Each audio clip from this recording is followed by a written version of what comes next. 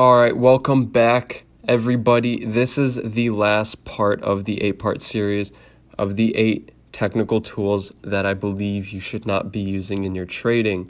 If you've made it all the way through the first 7 parts, congratulations. If you just stumbled onto this one, highly recommend jumping back to number 1 or the intro so you understand what this whole series has been about. But let's get right into this last one because I know you guys are pumped to actually see that last technical tool that you should completely eradicate from your trading. And that last one is price theory. Now, what I mean by this, there's a lot of different names for it, but basically it's when people will play on the price of something. So, for example, a lot of people will think that psychologically, and I mean, I do believe this, but in your trading, I don't. A lot of people will think that whole numbers and numbers that end with 675 instead of 674, just even whole numbers, quarters theory, things like that.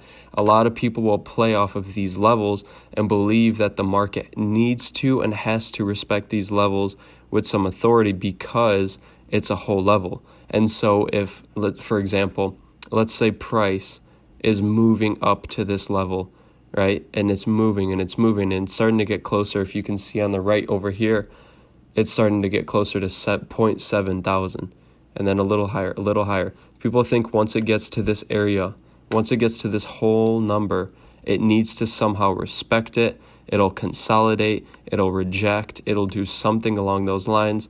But what's to say that price doesn't just continue, play around, continue, fall through, and completely not respect it? So this video is not going to be too long because I don't see a lot of people using it, but I've seen a lot of people incorporate it with their trading.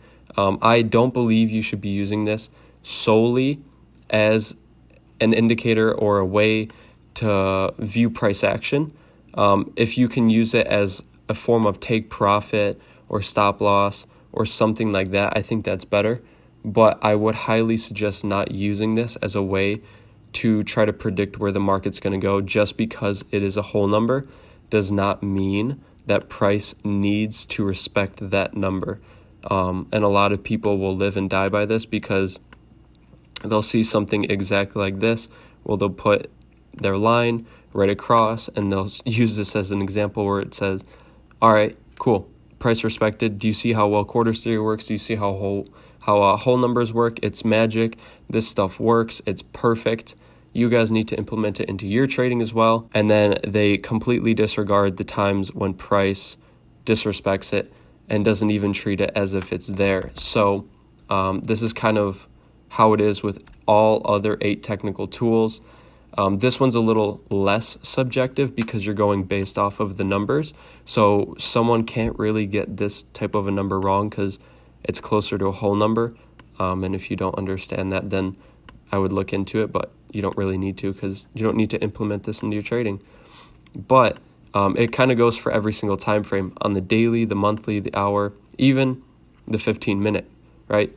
Basically, the whole premise of this idea is you're looking for whole numbers within your trading, and what you want to do is try to find where the market is going to respect these types of numbers, because psychologically people are attracted more to even whole numbers rather than a number like 0.68427, whereas 0.68500 is a little more, people like that a little bit more. So this is just another strategy that I've seen a lot of people use, and I believe that you should stop using. And if you haven't, then that's totally fine because you shouldn't get into it. This wraps up that 8-part series. I didn't want to make any of these videos super long. I didn't want to bore you guys to death. I just wanted to show you 8 technical tools that I've seen a lot of traders use before and haven't really seen much success with it. Obviously, these are my opinions. There are traders who are successful with a number of these, if not all of these technical tools, and that's completely fine. And use what you think is working for you. This is totally up to you. These are just my suggestions, what I think about in the markets. These are not, the holy grail. It's not the gospel. So do your back testing and see what works for you.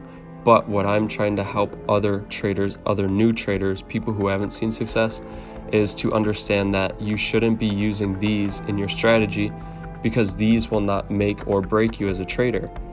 The number one thing that's going to make or break you is 1, your psychology, 2, your risk to reward management, 3, how you manage your trades when you're in them and out of them, and then 4, just understanding how the markets truly work, because the markets are not this random thing of support and resistance lines and patterns or moving averages or secret Fibonacci placements. At the end of the day, when you realize that these Forex markets are manipulated and that they are moved by banks, and the only way to make money in investing is to take someone else's money, and you realize why 95% of traders are losing, who do you think that other 5% is? That's probably the banks, the hedge funds, the market movers, liquidity providers, people with massive amounts of money. Those are the people who influence this market. And if you don't believe me, I'd highly suggest watching our other videos where we go in more depth about this, where we explain this a little bit better, because if you guys don't believe these markets are manipulated, you just need to do some back testing and understand that these kinds of moves in the markets are not supposed to happen.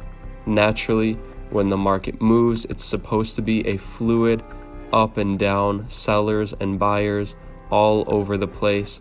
And when you start to realize that these types of spikes are used as an excuse, whether it's a news event or whenever there's equal highs or equal lows, and you continuously see yourself getting taken out of trades, whether it's you get stopped out and then it goes in your direction or things like that, ask yourself, who's on the other side of those trades?